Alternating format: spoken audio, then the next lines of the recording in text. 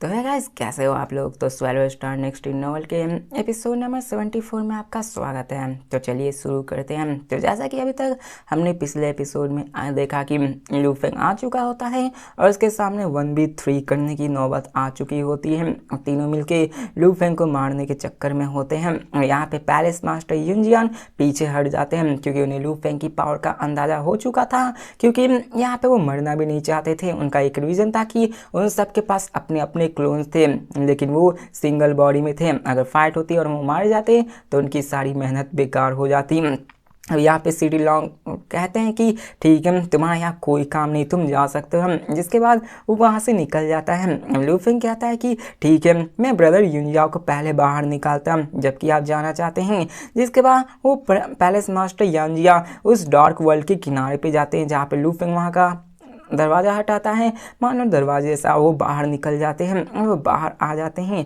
और अब यहाँ में दिखाया जाता है कई सारे बंदे को, और यहाँ पे पैलेस मास्टर युनजिया को भी दिखाया जाता है, जो कहता है कि हुआ जियांग लिटिल सेंट और सिटी लाइट हुआंग फेंग दोनों की strength top chaos realm transcendent में आती हैं, लेकिन लू फेंग की एबिलिटी सबसे ज़्यादा है। और मैं यहाँ पे डाई करना अफोर्ड नहीं कर सकता हूँ, क्योंकि यहाँ पे अगर वो एक बार मारा तो ह्यूमन मटेरियल्स जो कि उसके डार्क मैंसन को इंटीग्रेट करने के लिए काम आएंगे, वो बहुत ज़्यादा महंगे होंगे और वो उनको फिर से नहीं पा पाएगा और फिर से उसे अपनी कल्टीवेशन को स्टार्ट करना पड़ेगा जब वो री इनकारनेट होगा। इसलिए वो ऐसा नहीं करना चाहता है। और फिर हमें दिखाया जाता है पैलेस मास्टर को, जो ज़्यादा नहीं सोचता और कहता है कि चलो इस बैटल को देखते हैं। और फिर हमें दिखाया जाता है उस वास्ट डार्क वर्ल्ड को जहाँ पे 4 केओस रेलम ट्रांसेंडेंट अपने अलग अलग पोजीशन में होते हैं, जहाँ पे लू फेंग को वो घेरे हुए होते हैं। लेकिन लू फेंग ज़रा सा भी डर नहीं दिखा रहा होता। लू फेंग स्माइल करते हुए कहता है कि जबकि तुम सब ब्लड स्पिरिट फ्लावर्स के लिए मुझसे फाइट करना चाहते हो, तो हम लोग यहाँ पे फाइट के अलावा कुछ और कर भी क्या सकते हैं। और लू फेंग ने अपने वाइट रिवर की पावर को यूज करना शुरू कर दिया होता है। देखो, वाइट रिवर्स लू फेंग का सबसे लेटेस्ट टेक्निक होता है, जो कि मोरोसा जो कि गॉड किंग था और उसके पावर्स को देखकर बनाया होता है। और इसकी पावर्स तो हमने पहले ही जान रखी, जो कि गॉड किंग लेवल के अंदर आती है और लू फेंग इसी का भी इस्तेमाल करने वाला था। अब ब्लू क्लोटेड हुआ जियांग लिटिल सेंट उससे पूछता है कि ब्रदर लू हिम, आखिरकार तुम्हारे वर्ल्ड क्या कहलाता है। तो लू फेंग कहता है कि ऐसे मैं वाइट रिवर वर्ल्ड कहता हूँ। अब ये सुनकर वो कहता है कि ये वाइट रिवर वर्ल्ड तो सच में रिमार्केबल है। अब वो सभी देख पा रहे थे कि इन सब की पावर बहुत ज़्यादा है। ये हेवन एंड अर्थ की ऑरा को भी मर्ज कर रहा होता है। दिखाया जाता है कि वो सभी अपनी वेपन्स को निकाल लेते हैं ताकि वो लू फेंग को मार सके। और लू फेंग अपने उन्हीं वाइट रिवर्स का यूज़ करके उन पे अटैक कर रहे होते हैं। और यहाँ पे ऐसा समझ लो कि आप अपने नाइफ से पानी की लहरों को काट रहे हैं, तो क्या होगा, वहाँ पे पानी डिस्ट्रॉय तो नहीं होगा। लू फेंग ऐसे ही कर रहा होता है। उन सब की पावर्स तो उन सब पे काम ही नहीं आ रही होती। और ये जानकर हुआंग जिंग लिटिल सेंट भी बहुत ज़्यादा शौक हो जाते हैं। तो इसकी हेवन सर्विंग शॉर्ट टेक्निक भी उसके रिवर को नहीं हिला पा रही है, जिसको जानकर वो पूरी तरह से अचंभव में पड़ जाते हैं। और वो कहता है कि हेवन सर्विंग स्वॉर्ड टेक्निक जो कि उसको पर्सनली मास्टर किया था, वो personally God king level weapon के द्वारा क्राफ्ट किया गया था। इसकी power God king level weapon जितनी थी और इससे भी ज़्यादा टेरिफाइंग थी, लेकिन अभी लू फेंग की टेक्निक के सामने वो कुछ भी नहीं कर पाई। और वो कहता है कि आखिरकार कैसे होगा। उसने अपने इतने सारे पावर्स को यूज़ करने के बाद भी लू फेंग की उन पावर्स को नहीं डिफेंड कर पाया था। अब सिटी लॉर्ड भी बहुत ही गुस्सा हो जाते हैं, अपने ट्विन स्पीयर्स के साथ लू फेंग पे अटैक करते हैं और लू फेंग की बॉडी की तरफ बढ़ने लगते हैं। लेकिन लू फेंग अपने वाइट रिवर रोल को लेकर उस पर अटैक करते हैं, उसको मानो उसको पानी में ही ट्रैप कर देते हैं और चारों तरफ वाइट रिवर ही भर जाती है। और दिखाया जाता है कि वहाँ पे पानी भर चुका होता है, वो पीछे हटने को ही रास्ता बचता है। वाइट रिवर सबको मारने लगता है, मतलब समझ तो सबको बहा कर ले जा रहा होता है। यहाँ पे किसी को भी विश्वास नहीं हो रहा था कि ये लूहे इतना स्ट्रांग कैसे हो सकता है, केओस वेलम ट्रांसेंडेंट का बंदा इतना ज़्यादा पावरफुल कैसे हो सकता है। अब स्पीड स्टार सेंट जो कि आधे हीरा पैरा लू फेंग से ज़्यादा पावरफुल था, वो भी कमज़ोर नज़र आ रहा होता है। वो कहता है कि हम इससे फाइट नहीं कर सकते हैं, ये गैप बहुत ज़्यादा बड़ा है। और उसे भी समझ में आ जाता है कि लू फेंग की पावर बहुत ज़्यादा हो चुकी थी। अब लू फेंग यहाँ पे बिलियंस ऑफ वाइट रिवर्स को कंट्रोल कर रहा था, तो वो अभी के दौरान सिर्फ बेसिक अटैक्स जैसे स्लैप स्वीप्स को ही यूज़ कर पा रहा था। मान लो कि लू फेंग उन्हें थप्पड़ मार रहा, उनको बहा कर ही ले जा रहा होता है, क्योंकि लू फेंग अभी बिलियंस ऑफ वाइट रिवर्स उसको यूज़ कर रहा होता है। लू फेंग भी इस पावर को देखकर सरप्राइज हो जाता है और कहता है कि वांग जिंग लिटिल सेंट की जो पावर है वो तो सच में फॉर्मिडल है, जो कि वाइट रिवर्स के एनिलेट कर सकता है। उसने 8 वाइट रिवर्स को एनिलेट कर दिया होता है। वो इन सब को देखकर हैरान होता है। लू फेंग ऑब्जर्व करता है कि वांग जिंग लिटिल सेंट की पावर टेरिफाइंग है, लेकिन उसकी बॉडी सबसे ज़्यादा स्पेशल है, जो कि शॉर्ट कॉन्फिडेंस में वो अपनी डिवाइन पावर को अच्छे से यूज़ कर सकता है। उसकी डिवाइन पावर इतने बैटल में ज़्यादा खर्च नहीं हुई होती है।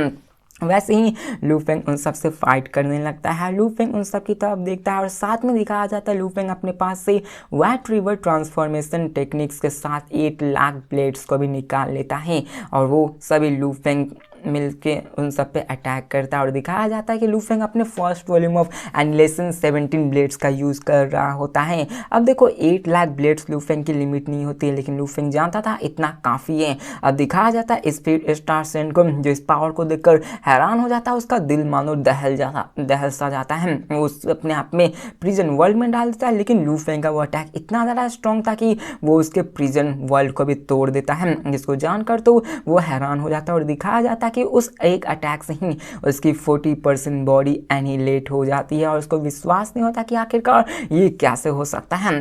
वो समझ नहीं पाता कि लू फेंग का ये पावर इतनी ज़्यादा कैसे हो सकता है कि एक ही अटैक से उसकी 40% पावर कम हो गई हो। और वो कहता है कि ये एक ऐसा ओपोनेंट है जिसकी कोई भी रास्ता नहीं है कि हम उससे हरा सके। अब लू फेंग उन सारे सीन को देख रहा था।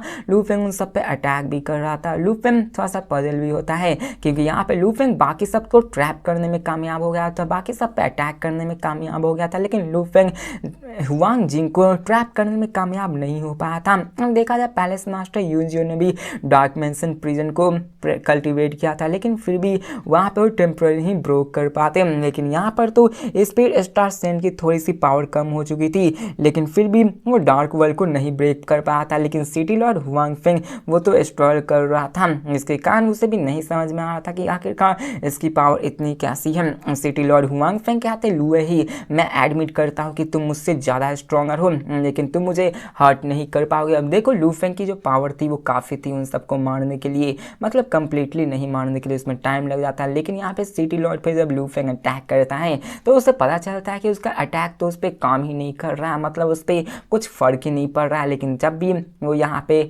अपर हैंड में था, क्योंकि लू फेंग की पावर सिटी लॉर्ड से ज़्यादा होती है।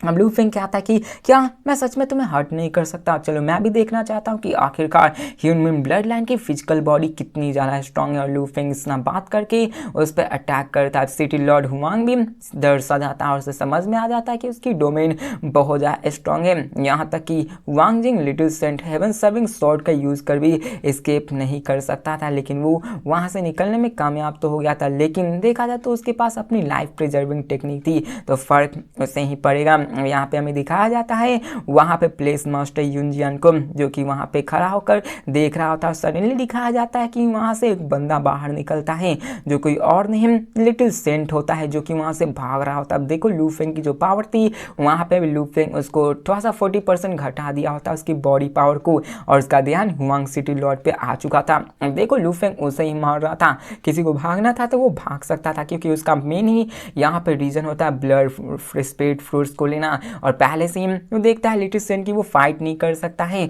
तो वो भाग जाता है वहाँ से। और दिखाया जाता है इस चीज़ को देखकर तो पैलेस मास्टर युनजिया पूरी तरह से सरप्राइज हो जाते हैं कि आखिरकार ये स्केप कैसा कर रहा है, क्योंकि वो भी इसकी पावर के बारे में जानता था कि ये कितना ज़्यादा पावरफुल है। लेकिन किसी ट्रांसेंडेंट क्योस लेवल के बंदे को इस तरह दौड़ाकर भागना ये पल्ले नहीं पड़ रही। और वो भी समझ जाता है कि उसने जो फैसला किया वो यही है। और यहाँ पे वो कहता है कि ये ब्लड, अब यहाँ से वो जाने से पहले कहता है ये ब्लड स्पिरिट फ्लावर से हमारा कोई रास्ता नहीं, और वो वहाँ से भाग जाता है। जैसे देखकर यूनजिया समझ जाता है कि ये बैटल वन साइडेड हो रही है और उसे ही सबको लेंगे। अब यहाँ पे वो बिल्कुल ही चुप हो चुका होता है। और साथ में हमें दिखाया जाता है एक्सपेंस वाइट डार्क वर्ल्ड में, जहाँ पे लू फेंग और सिटी लॉर्ड फेंग ही बचे हुए होते हैं और वो दोनों फाइट कर रहे होते हैं। और देखा जाए तो अभी के फिलहाल सिर्फ यही होते हैं, बाकी भाग चुके होते हैं, क्योंकि यहाँ पे उन्हें नहीं चाहिए होता ब्लड स्पिरिट रेड। और मैंने बताया लू फेंग उनको जाने दे रहा था, क्योंकि अभी 1v4 कर पाना भी थोड़ा सा मुश्किल हो जाता है, चाहे लू फेंग अभी कितना भी स्ट्रॉन्ग क्यों ना हो। अगर वो सभी मारे भी तो यहाँ पे लू फेंग को डिसएडवांटेज तो हो सकता है। अब देखो वहाँ पे वो सब फाइट भी कर सकते थे अपनी मौत तक, लेकिन वो भी जान गए थे कि लू फेंग से फाइट करना ना समझी की बात है।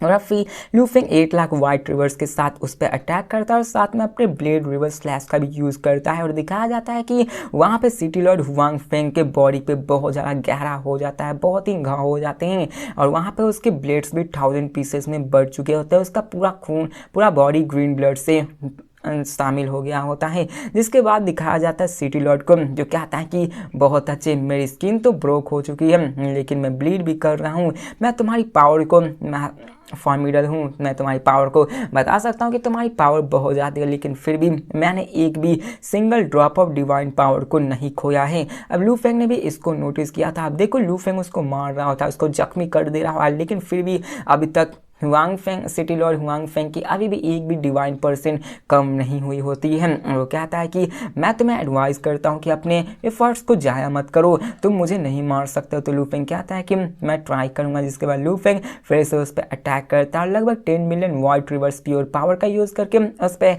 अटैक कर देता है। जिसको देखकर वो पूरी तरह से हैरान हो जाता है, उसको रोकने की कोशिश करता है, लेकिन क्या यहाँ पे वो कुछ भी नहीं कर पाता। वो बहस आ जाता है और सडनली लू फेंग उसके सामने आके उसके अपने आप बॉडी को श्रृंक करता है, उसके गले को पकड़ लेता है और दिखाया जाता है कि लू फेंग इस बार अपने पावर को 4 बिलियन वाइट रिवर जितना प्रोसेस किए हुए था। और हमें सिटी लॉर्ड को दिखाया जाता है जो कि अपने दोनों हाथ से लू फेंग से अपने आप को छुड़ाने की कोशिश करता है, लेकिन लू फेंग का एक हाथ ही मानो हिल ही नहीं रहा होता, उसके नेक को इतने जोर से पकड़े हुए था। और यहाँ पे ये देखकर तो वो भी पूरी तरह से हैरान हो जाता कि आखिरकार ये लू फेंग किस मिट्टी का बना है, इसने सिर्फ मुझे एक हाथ से पकड़ा हुआ है, लेकिन फिर भी मैं इसको नहीं छुड़ा पा रहा हूँ। मैं तो अपने ह्यूमन ब्लड लाइन को कल्टीवेट किया हूँ, आखिर ये कैसे हो सकता है। और दिखाया जाता है लू फेंग को जो कि यहाँ पे पकड़े हुए होता है। सिटी लॉर्ड पूछता है कि लू फेंग आखिर तुमने किस तरह से अपनी बॉडी को कल्टीवेट किया है। मैं बता सकता हूँ कि तुमने ह्यूमन ब्लड लाइन को तुम नहीं कल्टीवेट किया है, क्या तुम्हारी ब्लड लाइन मुझसे भी ज़्यादा स्ट्रॉन्ग है। तो लू फेंग कहता है कि अपने एफर्ट को जाया मत करो, ऐसा लगता है कि तुम अपने आप को हर्ट ही कर रहे हो, भले ही तुमने अपने आप को डिवाइन पावर को क्यों ही कंज्यूम किया। अब यहाँ पे सिटी लॉर्ड भी कहता है हाँ तुम मुझे हरा नहीं सकते क्योंकि ह्यूमन में ब्लड लाइन की वाइटलिटी तुम्हारी सोच से भी बड़ी है। तो लू फेंग कहता है कि तुमने सही कहा, तुम्हारी बॉडी सच में टफ है। साथ में लू फेंग दिखाया जाता है जो उसके गले को पकड़ा होता है और लू फेंग दिखाना चाहता है कि देख बंदे तेरी औकात क्या है। तो सच में कह रहा कि तेरी ब्लड लाइन इतनी ज़्यादा पावरफुल है, तो मैं तुम्हें दिखाता हूँ कि क्या तुम्हारी सच में इतनी ब्लड लाइन पावरफुल है। और दिखाया जाता है लू फेंग अपने पास से ब्लड शैडो ब्लेड को निकाल लेता है, जिसको देखकर तो वो पूरी तरह से डर जाता है क्योंकि लू फेंग यहाँ पे अपने उसी ब्लेड से मानो उसको छन्नी छन्नी करता है, उस पर अटैक करता है, मिलियंस ऑफ अटैक्स करने लगता है और वहाँ पे उसको कम्प्लीटली 2 बॉडी हिस्सों में पार्ट देता है, उसको स्लैश स्लैश स्लैश स्लैश मतलब काटने लगता है, टर्न्स ऑफ पूरी तरह से मारने लगता है। लेकिन दिखाया जाता है कि उसको इतने पीसेस काटने के बाद भी वो मरा नहीं होता है, वो अभी भी हंस रहा होता है। लू फेंग भी